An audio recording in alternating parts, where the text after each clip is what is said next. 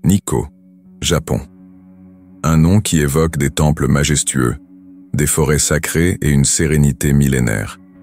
C'est une destination de rêve, une carte postale du Japon éternel qui attire chaque année des millions de visiteurs en quête de beauté et de spiritualité. Mais depuis l'été 2018, pour une famille française, ce nom est devenu synonyme de cauchemar, de silence et d'une question lancinante qui déchire chaque jour leur existence. Où est Tiphaine-Véron? Ce que vous allez découvrir sur Traces perdues n'est pas seulement l'histoire d'une touriste disparue. C'est le récit d'une bataille acharnée pour la vérité, une enquête qui a mis à nu le choc brutal entre deux cultures, deux systèmes judiciaires, et le coût humain et financier exorbitant d'une quête de justice face à l'inertie d'un État. C'est l'histoire d'une famille ordinaire transformée en une redoutable équipe d'enquêteurs, forcée de se battre contre un mur de silence pour retrouver une sœur, une fille, une amie.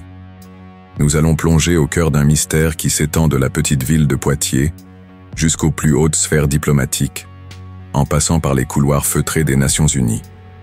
Une affaire où la technologie la plus avancée contredit le témoignage humain le plus crucial et où chaque indice soulève plus de questions que de réponses. Restez avec nous, car chaque détail compte. Et si vous croyez comme nous en l'importance de ces histoires qui ne doivent pas être oubliées, abonnez-vous dès maintenant à Traces perdues et activez la cloche pour ne rien manquer de nos enquêtes. L'affaire Tiphaine-Véron est bien plus que le simple récit d'une touriste disparue.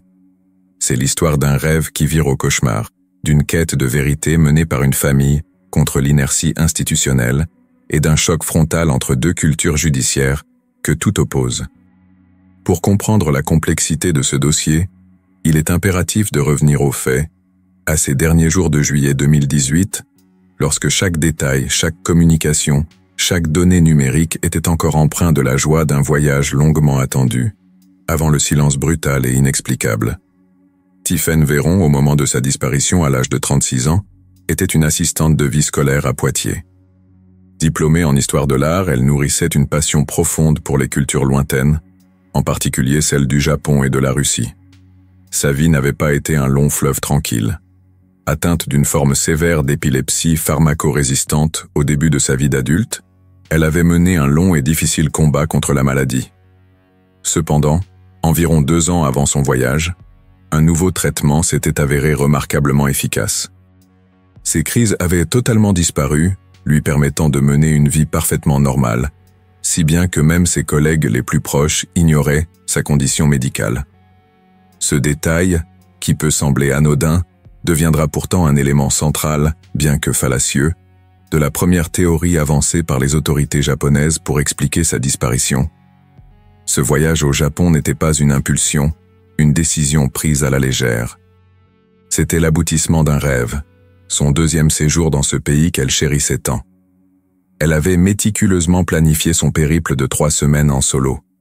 Chaque réservation, chaque billet de train représentait un investissement personnel et financier considérable, le fruit d'années d'économie pour réaliser ce projet qui lui tenait à cœur.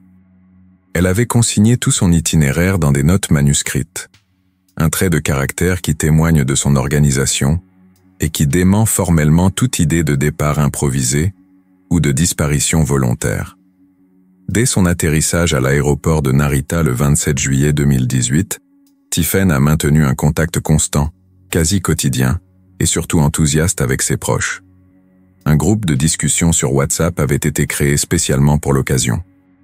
Ces messages, fréquents et joyeux, dépeignaient le bonheur d'une personne épanouie, en train de vivre pleinement son aventure. Elle partageait des anecdotes, des photos de temples, de paysages, de plats locaux. Cette communication active et positive constitue une ligne de base psychologique essentielle. Elle dresse le portrait d'une femme heureuse et équilibrée, rendant les hypothèses d'une disparition volontaire ou d'un suicide, un temps envisagé, non seulement improbable, mais en contradiction flagrante avec son état d'esprit manifeste des jours et des heures précédant le drame. La chronologie des derniers jours de Tiphaine-Véron est précise, une mosaïque d'informations reconstituée patiemment grâce à ses communications, ses photos et, plus tard, à l'analyse de ses données numériques.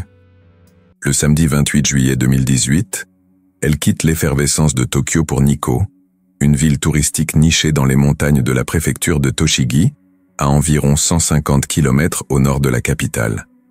Un lieu réputé pour sa beauté naturelle et ses sanctuaires classés au patrimoine mondial de l'UNESCO. Arrivée dans l'après-midi, elle décide de marcher les 40 minutes qui séparent la gare de son hôtel, le Turtle Inn. Un trajet qu'elle documente, comme à son habitude.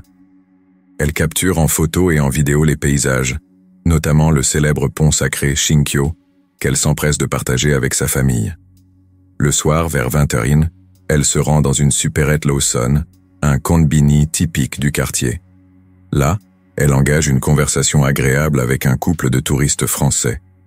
Ils échangent des conseils de voyage, des impressions. Ces touristes sont les derniers témoins indépendants connus à l'avoir vu et à lui avoir parlé.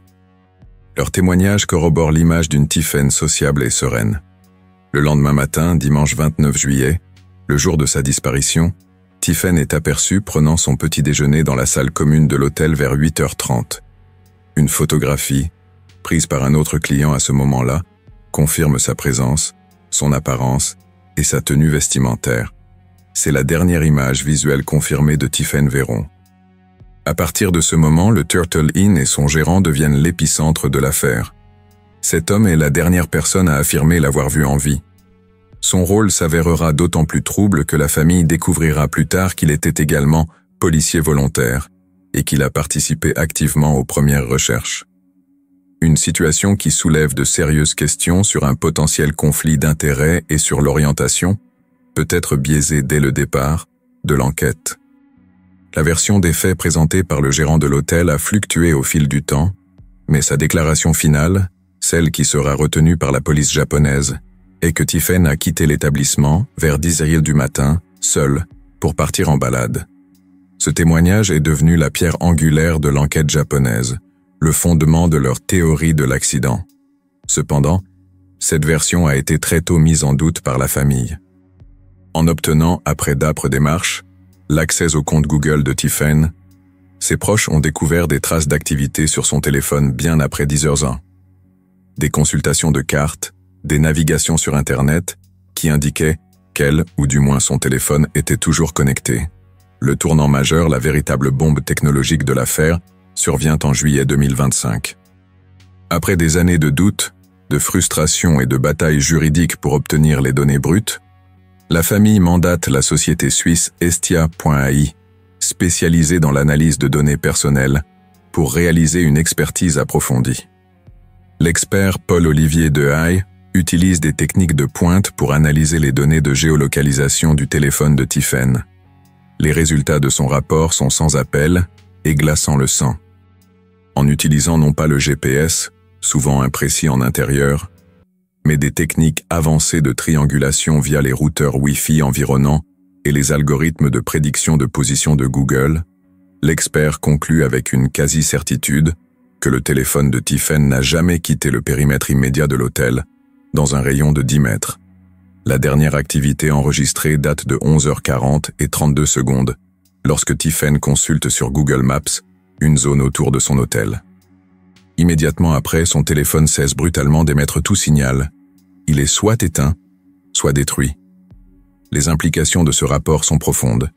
Il ne s'agit plus des soupçons d'une famille endeuillée, mais d'une preuve technologique objective qui contredit et invalide le témoignage clé sur lequel toute l'enquête japonaise a été bâtie. Cette analyse déplace le fardeau de la preuve. Elle suggère fortement que l'événement qui a conduit à la disparition de Tiffen Véron s'est produit à l'intérieur ou à proximité immédiate de l'hôtel, entre 10h et 11h40. L'affaire n'est plus seulement un mystère de personnes disparues, elle devient une confrontation directe entre la vérité technologique et le témoignage humain, entre des données objectives et un récit officiel soutenu par l'État. L'affaire Tiffen Véron met en lumière un fossé abyssal, non seulement entre deux pays, mais entre deux conceptions radicalement différentes de la justice et de la gestion des disparitions. D'un côté, une approche japonaise marquée par la passivité, une prudence extrême et une présomption de départ volontaire. De l'autre, un système français inquisitorial qui se donne pour mission de rechercher activement la vérité, quel qu'en soit le prix. Ce choc des cultures juridiques est au cœur des années de blocage et de frustration qui caractérisent ce dossier. Dès les premiers jours, la police de Nikko a formulé et maintenu une hypothèse unique et rigide. Tiphaine Véron, possiblement victime d'une crise d'épilepsie, aurait eu un accident et serait tombée dans la rivière Daya, qui coule à proximité de son hôtel. Cette théorie reposait sur des fondations extrêmement fragiles, voire inexistantes. D'une part, le témoignage du gérant de l'hôtel affirmant l'avoir vu sortir, un témoignage aujourd'hui scientifiquement réfuté par l'analyse des données de son téléphone. D'autre part, la découverte d'un foulard près d'un cours d'eau. La famille a immédiatement contesté cet indice, insistant sur le fait que Tiphaine ne portait jamais ce type d'accessoire. Ce qui frappe le plus dans la conduite de l'enquête japonaise, c'est ce que la famille Véron perçoit comme une inertie et une inaction systémique. Des étapes d'investigation qui seraient considérées comme fondamentales et non négociables dans la plupart des pays occidentaux n'ont tout simplement pas été réalisées ou l'ont été avec une lenteur déconcertante. Absence de sanctuarisation de la scène. L'hôtel, et plus particulièrement la chambre de Tiphaine, n'a jamais été traité comme une scène de crime potentiel. Aucune perquisition en bonne et due forme, ni analyse forensique approfondie n'a été menée dans les premiers temps cruciaux. La chambre a été nettoyée et relouée très rapidement. Statut des témoins. Le gérant de l'hôtel et les autres clients présents n'ont été auditionnés qu'en qualité de simples témoins, jamais comme des suspects potentiels ou des personnes d'intérêt dans le cadre d'une enquête criminelle. Leurs versions n'ont pas été confrontées de manière rigoureuse. Indices matériels négligés. Des traces importantes, révélées au luminol par des enquêteurs privés et pouvant s'apparenter à des projections de sang, ont été découvertes sur un mur de la chambre. Cependant, aucune analyse sérieuse ne semble avoir été effectuée par la police, ou du moins les résultats n'ont jamais été communiqués à la famille ni à la justice française. Clôture prématurée du dossier. De manière symptomatique, la valise de Tiphaine a été restituée à la famille dès son arrivée au Japon. Les policiers leur ont signifié qu'il n'y aurait pas de recherche supplémentaire, un geste qui équivalait à clore de facto le dossier et à leur dire « Votre proche a eu un accident, rentrez chez vous ». Pour comprendre cette approche déroutante, il est indispensable de la replacer dans son contexte culturel et social spécifique, celui des Joatsu, ou évaporés. Chaque année au Japon, on estime que près de 100 000 personnes disparaissent volontairement. Elles s'évaporent pour échapper à des dettes, à la honte d'un échec professionnel, à un mariage malheureux ou à des pressions sociales insupportables. Des entreprises spécialisées existent même pour aider ces personnes à disparaître sans laisser de traces. Cette réalité sociale a profondément façonné le cadre légal et les pratiques policières. La disparition d'un adulte n'est pas d'emblée considérée comme inquiétante ou criminelle. Au contraire, elle est souvent perçue comme un choix personnel, une sorte de droit à disparaître protégé par des lois très strictes sur la vie privée. En conséquence, la police japonaise a pour coutume de ne pas s'ingérer ou d'ouvrir une enquête d'envergure tant qu'un crime ou un accident n'est pas formellement avéré. C'est là que réside le cœur du problème. Le système japonais, calibré pour gérer le phénomène des Joatsu, s'est avéré structurellement et culturellement inadapté pour traiter le cas d'une touriste étrangère dont la famille, dès le premier jour, a la conviction qu'elle a été victime d'un acte criminel. L'insistance de la famille Véron pour une enquête criminelle s'est heurtée à un système qui, par défaut, présume l'inverse. Ce n'est pas seulement une question d'incompétence policière, mais bien un décalage systémique fondamental. Cette confrontation entre deux systèmes judiciaires est au cœur de l'affaire.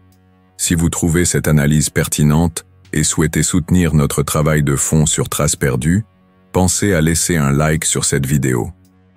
Cela aide énormément la chaîne à continuer de produire du contenu de qualité et à donner de la visibilité à ces histoires. En France, la réponse judiciaire a été diamétralement opposée. Une information judiciaire a été ouverte par le parquet de Poitiers pour enlèvement et séquestration, une qualification qui reflète la présomption de la survenance d'un crime dans le cas d'une disparition inexpliquée. Cette démarche est caractéristique du système inquisitorial français, où un juge d'instruction a pour mission de rechercher activement la vérité, instruire à charge et à décharge, et non pas simplement de réagir à un crime déjà prouvé. L'affaire a pris une nouvelle dimension en janvier 2023, lorsqu'elle a été transférée au pôle national des Cold Cases de Nanterre. Cette unité d'élite, spécialisée dans les affaires non élucidées et complexes, a repris le dossier, signalant la haute priorité accordée à cette affaire par les autorités françaises. Les juges de Nanterre ont même annoncé leur intention de se déplacer au Japon pour faire avancer leurs propres investigations. Cependant, la volonté française s'est heurtée au mur de la coopération judiciaire internationale. Plusieurs commissions rogatoires internationales, des demandes officielles d'entraide judiciaire, ont été envoyées aux autorités japonaises. Ces demandes sont restées largement sans réponse substantielle.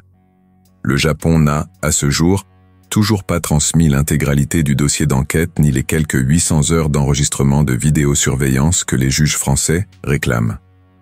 Le blocage persistant dans l'affaire Véron n'est donc pas le fruit d'un simple désaccord procédural. Il est la manifestation d'un conflit profond entre deux philosophies. De plus, on ne peut ignorer que la rigidité de la police japonaise sur la théorie de l'accident pourrait aussi relever d'une forme de gestion du risque institutionnel. Nikko étant un site touristique majeur, admettre qu'une touriste étrangère a pu y être assassinée, potentiellement dans son hôtel, porterait un coup terrible à la réputation de la région et à l'image du Japon. Les répercussions économiques seraient désastreuses. Un risque que certaines autorités ne sont peut-être pas prêtes à prendre. La théorie de l'accident, plus simple et moins dommageable, offre une porte de sortie narrative qui évite une enquête criminelle complexe et potentiellement embarrassante. Face à ce que la famille Véron a décrit comme l'inertie des autorités japonaises et les limites de la diplomatie française, elle a opéré une transformation remarquable. Refusant de subir les événements, les proches de Tiphaine ont cessé d'être de simples victimes en attente de réponse pour devenir les acteurs principaux d'une contre-enquête sophistiquée, tenace et autofinancée, qui a produit les avancées les plus significatives du dossier. Dès les premières semaines, la famille, menée par le frère Damien et la sœur Sibylle, a compris qu'elle ne pouvait compter que sur elle-même. Ils ont multiplié les voyages au Japon, non pas pour attendre, mais pour agir. Ils ont mené leurs propres entretiens avec des témoins potentiels, arpenté les zones de recherche délaissées par la police et analysé méticuleusement chaque bribe d'information à leur disposition. Pour structurer et financer cette démarche hors norme, ils créent en 2019 l'association Unis pour Tiphaine. L'objectif est clair, collecter des fonds pour financer les actions de recherche, les frais d'avocat et surtout les services d'enquêteurs privés et d'experts techniques. L'association est la preuve vivante de leur détermination. Chaque euro collecté, chaque don, représente un espoir, mais aussi le rappel constant que la justice a un prix et qu'ils sont contraints de le payer eux-mêmes. Grâce à des campagnes de financement participatif et à un large soutien public, l'association a réussi à lever plus de 140 000 €, une somme colossale qui a permis de financer les investigations privées qui se sont avérées cruciales. Leur combat ne s'est pas limité à l'enquête. Ils ont mené une intense campagne de communication pour que l'affaire ne tombe pas dans l'oubli, publiant un livre poignant, Tiphaine, où es-tu?, participant à des documentaires et lançant des appels à témoins internationaux en plusieurs langues. Cette affaire est devenue un cas d'école de la privatisation de la justice, où des citoyens, face à la défaillance perçue de l'État, sont contraints d'assumer ses fonctions régaliennes.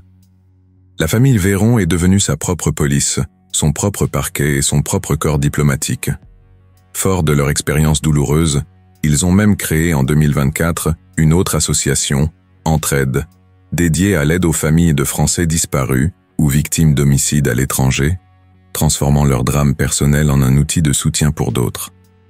L'enquête privée menée par la famille a permis de consolider plusieurs pistes criminelles, systématiquement écartées ou minimisées par la police japonaise.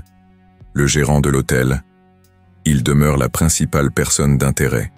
Ses déclarations contradictoires sur l'heure de départ de Tiphaine, son statut de policier volontaire, et surtout le rapport Estia.ai, qui anéantit son alibi, le placent au centre des soupçons. La conviction de la famille est que quelque chose de grave est arrivé à Tiphaine au sein même de l'hôtel, L'hypothèse d'une agression dans la chambre, qui aurait mal tourné, est considérée comme très probable par les proches, d'autant que le gérant disposait vraisemblablement d'un double des clés. Le faux guide, l'enquêteur privé engagé par la famille, a mis au jour une piste inquiétante. Des témoignages de voyageuses japonaises sur les réseaux sociaux faisaient état d'un homme se faisant passer pour un guide afin d'agresser physiquement des femmes dans la zone du sanctuaire Takinu, un lieu que Tiffany avait prévu de visiter. Un panneau de mise en garde avait même été installé sur place. Interrogé, la police a reconnu connaître cet individu, mais a affirmé qu'il n'avait pas été vu dans la région depuis janvier 2018, soit plusieurs mois avant la venue de Tiffany, sans pour autant préciser s'il était sous surveillance. Un contexte de violence. Contrairement à l'image paisible et sûre de Nico, l'enquête de la famille a révélé une réalité plus sombre. La préfecture de Tochigi a été le théâtre d'une série de crimes violents et de découvertes de restes humains dans les mois et les années qui ont suivi la disparition de Tiffany. Entre 2018 et 2022, l'enquêteur privé a recensé 15 corps retrouvés et 33 agressions sexuelles dans la préfecture. Parmi ces faits, on note la découverte d'un crâne près d'une voie ferrée en août 2018, de 2 femmes égorgées sur un parking quelques semaines plus tard, et même d'un corps démembré dans une valise en janvier 2022.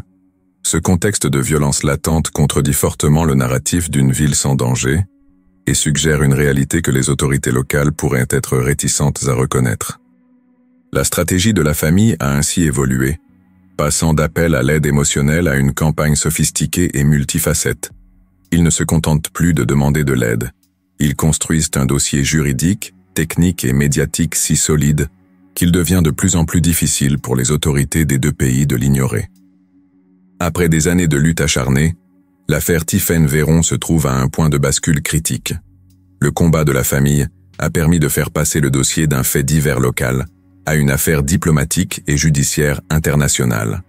Le présent est marqué par une impasse mais aussi par un espoir renouvelé, porté par de nouveaux éléments de preuve qui pourraient enfin forcer la vérité à éclater. L'affaire a dépassé le cadre bilatéral franco-japonais pour atteindre les instances internationales.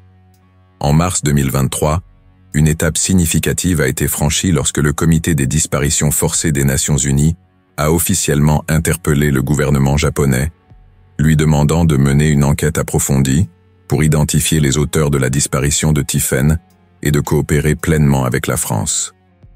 Cette intervention a légitimé le combat de la famille sur la scène mondiale et a accru la pression sur Tokyo. Le rôle des médias a été un levier essentiel. En France, la presse a été un allié constant, maintenant l'affaire sous les feux de l'actualité. Au Japon, la couverture a été plus discrète, mais les récents voyages de la famille et la révélation du rapport Hestia AI ont commencé à fissurer ce silence. L'engagement s'est également fait au plus haut niveau politique. L'interpellation du président Emmanuel Macron par Sybille Véron en 2018 a été un premier acte fort. Plus récemment, une rencontre a eu lieu entre Damien Véron et le gouverneur de la préfecture de Tochigi. À cette occasion, le gouverneur a présenté ses excuses à la famille pour la gestion du dossier. Un geste extrêmement rare et significatif de la part d'un officiel japonais qui témoigne de l'impact de leur persévérance. À la fin de l'année 2025, le dossier est dans une phase de confrontation directe. La famille, armée du rapport Hestia.ai, a présenté aux autorités japonaises une preuve jugée irréfutable qui démolit la théorie de l'accident et pointe vers un événement criminel au sein de l'hôtel.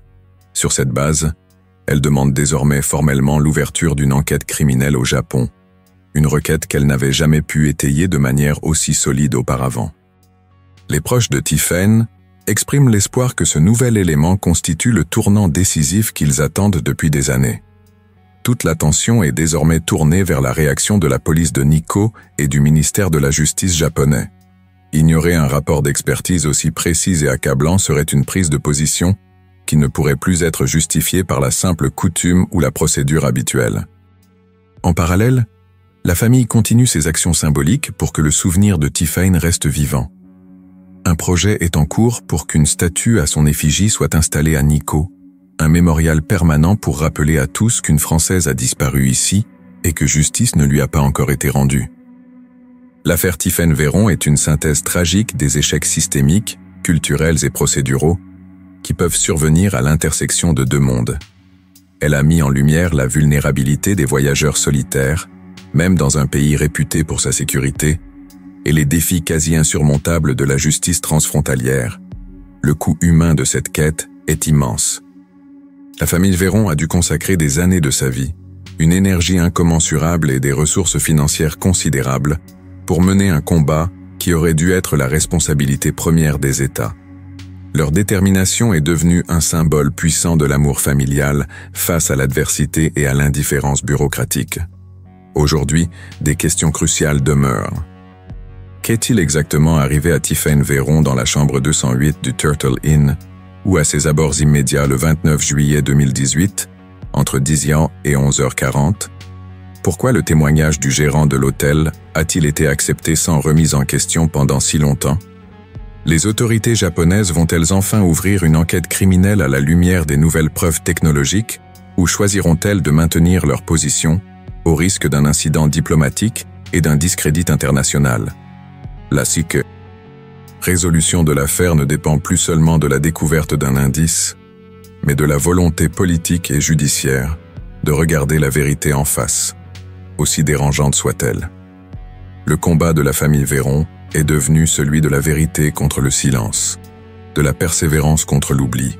Une vérité enfermée quelque part dans les murs d'un hôtel de Nikko attend d'être libérée. Quel est votre avis sur cette affaire? Pensez-vous que la vérité éclatera un jour? Partagez vos réflexions dans les commentaires, nous lisons chacun de vos messages. Merci d'avoir suivi cette enquête sur Traces perdues.